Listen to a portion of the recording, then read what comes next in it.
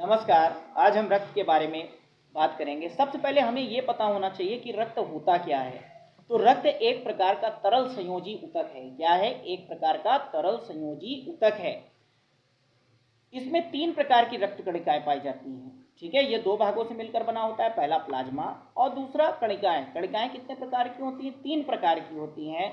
सबसे पहला RBC. RBC की बात करते हैं तो ये लाल रंग की होती हैं और मनुष्य की आरबीसी में केंद्रक नहीं पाया जाता, बल्कि मेढक की आरबीसी में केंद्रक पाया जाता है।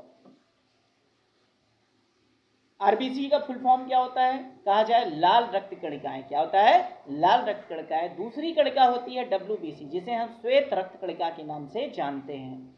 और अगर हम बात करें तीसरे की तो ये होती है प्लेटलेट। क्या होता है? प्लेटलेट। प्लेटलेट क्या होती है? तस्तरी के आकार की होती है। तो ये 3 प्रकार की क्या थी? रक्त कणिकाएं थी। लाल रुधिर कणिका क्या होती है? इसका जीवन काल कितने दिन का होता है? इसका जीवन काल 120 दिन का होता है। और इसका निर्माण क्या होता है? अस्थि मज्जा में होता है। जो हड्डियां होती हैं, हड्डी के खोखले भाग में क्या होता है? इसका निर्माण होता है, जिसे हम अस्थि मज्जा कहते हैं।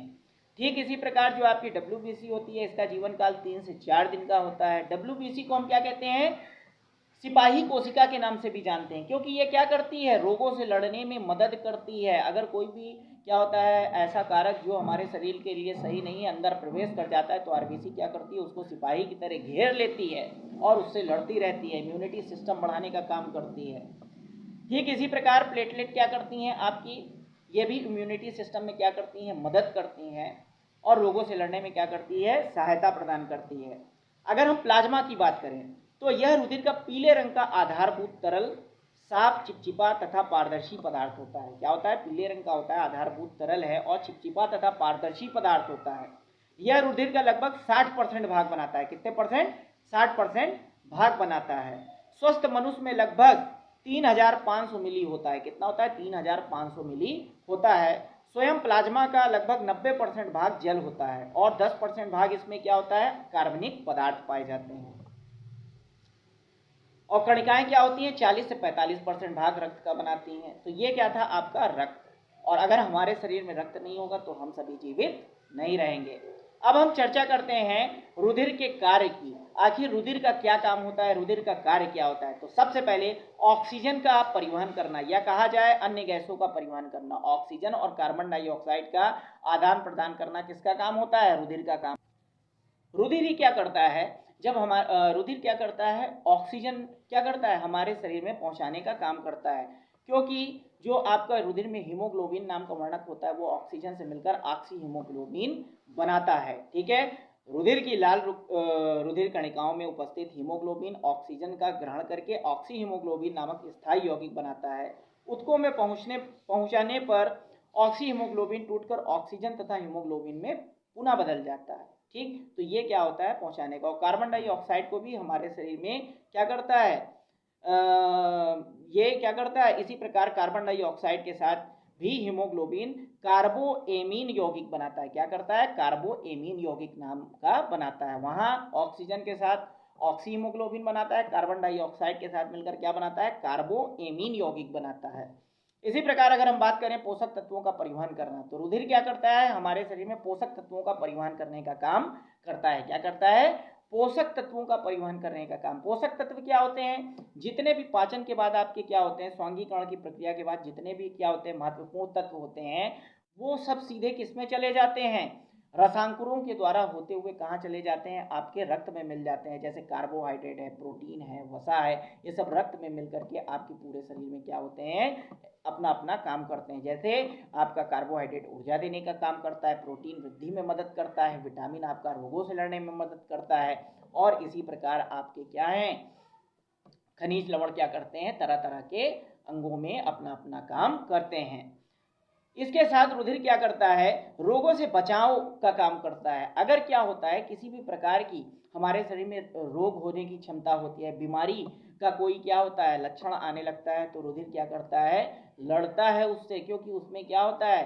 प्रतिरक्षा तंत्र बनाने की क्षमता होती है। जैसे मैंने बताया था डब्ल्यूबीसी और क्या करती हैं? प्लेटलेट क्या करती हैं? लड़ना शुरू कर देती हैं। और इसके साथ साथ क्या होता है? घाव को भरना। अगर कभी क्या होता है? किसी प्रकार की दुर्घटना हो जाती है, तो दुर्घटना में क्या होते हैं? रुधिर के कारण ही क्या होते हैं? घाव भरते हैं, क्योंकि जो आपकी क्या होती है WBC और प्लेटलेट वो क्या करती हैं, उस स्थान को भरना शुरू कर देती हैं। किसकी सहायता से? विटामिन के की सहायता से, जिसे हम क्या कहते हैं, आपने देखा होगा कभी कभी होता क्या है कि आपके शरीर में क्या होती है, मवाद बन जाती है, तो मवाद में रोगाणु भी सम्मिलित होते हैं, साथ ही रुधिर उस स्थान पर आवश्यक पदार्थ आदि को भी पहुंचाता है। इस प्रकार रुधिर घाव को भरने का क्या करता है, काम करता है। वो सब क्या होता है, मवाद कहाँ से आती है, रुधिर का ही एक भाग होती है। अब अगर हम बात करते हैं शरीर के तापमान को नियंत्रित करने का काम कौन करता है, रुधिर करता है। मतलब रुधिर कैसे तापमान को नियंत्रित कर देगा, जो भी हम पानी पीते हैं तो हमारे शरीर में क्या होता है, जो भी पानी होता है वो आपका कहाँ से आता जाता है, वो सब सीधे जो है शरीर के तापमान को नियंत्रित करता है। ठीक है, शरीर रुधिर के ताप पर नियंत्रण व नियमन करने में महत्वपूर्ण क्या करता है, जो है आपका रुधिर क्या करता है, महत्वपूर्ण भूमिका निभाता है। इसी प्रकार थक्का जमाने में भी रुधिर क्या करता है, मदद करता है, क्योंकि रक्त में क्या होता है, थ्रोम्बिन और प्रोथ्रोम्बिन नाम की दो प्रोटीन होती है, जो जहां पर घाव होता है उस स्थान पर वो प्रोटीन उपस्थित होकर क्या करती है, क्लॉट कर देती है, रक्त को जमाने का काम कर देती है। तो ये क्या थे, रुधिर के महत्वपूर्ण कार्य थे। इसके साथ साथ अन्य भी क्या होते हैं, महत्वपूर्ण चीजें होती हैं, जैसे एंजाइम होता है, हार्मोन्स होता है, एंटीबॉडीज होती हैं। इन सभी को हमारे शरीर में रुधिर क्या करता है, पहुंचाने का काम करता है। आपने देखा होगा जब कोई व्यक्ति क्या होता है, बीमार होता है, तो डॉक्टर उसे क्या करता है, ग्लूकोज चढ़ाता है। तो ग्लूकोज क्या होता है, सीधे ब्लड में जाकर के एनर्जी देता है, इसीलिए क्योंकि ब्लड का कनेक्शन हमारे पूरे शरीर में होता है। अब अगर हम बात करते हैं महत्वपूर्ण भाग की, रुधिर और लसिका में क्या अंतर होता है। कई बार लोग पूछ लेते हैं कि रुधिर और लसिका में आखिर क्या अंतर है। ठीक है, तो अगर हम बात करें तो रुधिर में क्या होता है, प्रोटीन अधिक मात्रा में पाई जाती है, लसिका में प्रोटीन क्या होती है, कम मात्रा में पाई जाती है। रुधिर में बात करें तो रुधिर में ऑक्सीजन की मात्रा पाई जाती है, ऑक्सीजन की मात्रा लसिका में क्या होती है, कम होती है। अगर हम बात करें रुधिर की, तो रुधिर गहरे रंग लाल रंग का होता है। क्या होता है, रुधिर लाल रंग का तरल संयोजी ऊतक है, और लसिका में कोई भी रंग नहीं पाया जाता है, मतलब लसिका क्या होती है, रंगहीन होती है। रुधिर में क्या होती है, कणिकाएं पाई जाती हैं, लाल रुधिर कणिकाएं पाई जाती हैं, लसिका में लाल रुधिर कणिकाएं नहीं पाई जाती हैं। तो ये क्या था, रुधिर और लसिका में अंतर। एक और कभी कभी महत्वपूर्ण क्वेश्चन पूछ लेता है आपसे कि धमनी और सिरा में क्या अंतर होता है। तो आपने जाना होगा जैसे कोई क्या होता है, पानी की टंकी है, पानी की टंकी से पानी आपके यहाँ पाइपलाइन के द्वारा होता है, उसी प्रकार हमारे शरीर में जो हृदय है वो क्या करता है, पंपिंग स्टेशन होता है। मतलब कहा जाए पूरे रक्त को पहुंचाने का कार्य मोटर की तरह पूरे शरीर में पहुंचाने का कार्य कौन करता है, जो है आपका पंप का काम कौन करता है, हृदय करता है। उसी प्रकार जो नलिकाएं जाती हैं वो धमनी और सिराएं कहलाती हैं। लेकिन अगर क्या होगा, एक ही लाइन पे क्या होगा, अगर शुद्ध रुधिर भी जाएगा और अशुद्ध भी जाएगा तो भैया कैसे काम चलेगा, दोनों क्या हो जाएंगे, एक्सीडेंट नहीं हो जाएगा, दोनों मिश्रित नहीं हो जाएंगे। इसी प्रकार हमारे शरीर में दो प्रकार की क्या होती हैं, कहा जाए ऐसे संरचनाएं होती हैं, वाहिकाएं होती हैं, जो रुधिर को लेने और लाने का काम करती हैं, जिसे हम क्या कहते हैं, धमनी और सिरा कहते हैं। तो भैया जान लीजिए धमनी क्या होता है और सिरा क्या होता है। धमनी क्या होता है, इसमें जो रुधिर होता है इसमें शुद्ध रुधिर बहता है। क्या कहता है, शुद्ध रुधिर बहता है, और यह हृदय से अंगों की ओर जाता है। ठीक है, मतलब हृदय से क्या होगा, ये अंगों की ओर जाएगा शुद्ध रुधिर को लेकर के, और सिरा जो होता है पूरे शरीर से गंदा खून को लेकर के आती है, कहाँ, हृदय में। ठीक, ताकि क्या हो, फेफड़ों में जाए और वो क्या हो, जाकर के ऑक्सीजन मिलकर के शुद्ध हो जाए। इसी प्रकार क्या होता है कि जो आपकी धमनी होती है, धमनी की बात करें तो इसकी दीवारें क्या होती हैं, मोटी होती हैं, और सिरा की दीवारें क्या होती हैं, कम मोटी होती हैं और लचीली होती हैं। फिर इसके बाद धमनी क्या होती है, इसकी गुहा सक्रिय होती है, और जो आपकी सिरा होती है, सिरा की गुहा क्या होती है, मतलब जो उसका पाइप का आकार है वो क्या होता है, चौड़ा होता है।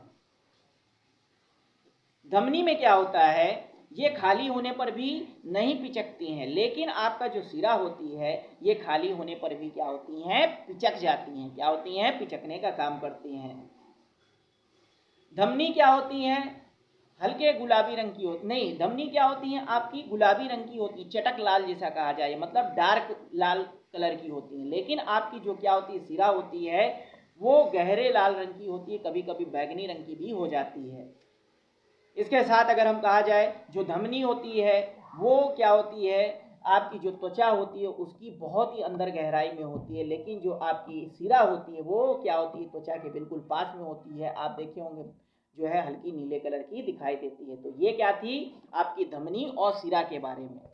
इसी प्रकार कभी कभी एक प्रश्न और पूछा जाता है कि परिसंचरण तंत्र क्या होता है। तो परिसंचरण तंत्र वह तंत्र होता है जो हमारे शरीर में क्या करता है, पूरे शरीर में रक्त को ले जाने का काम करता है। अर्थात अगर हम सरल शब्दों में कहें तो परिसंचरण तंत्र एक ऐसा तंत्र है जो हमारे पूरे शरीर में क्या करता है, ब्लड को पहुंचाने का काम करता है। यही क्या है, परिसंचरण तंत्र है। अगर मेरा वीडियो आपको पसंद आया हो तो इसे ज़्यादा से ज़्यादा शेयर करिए, लाइक करिए और मेरे चैनल को सब्सक्राइब करिए। धन्यवाद।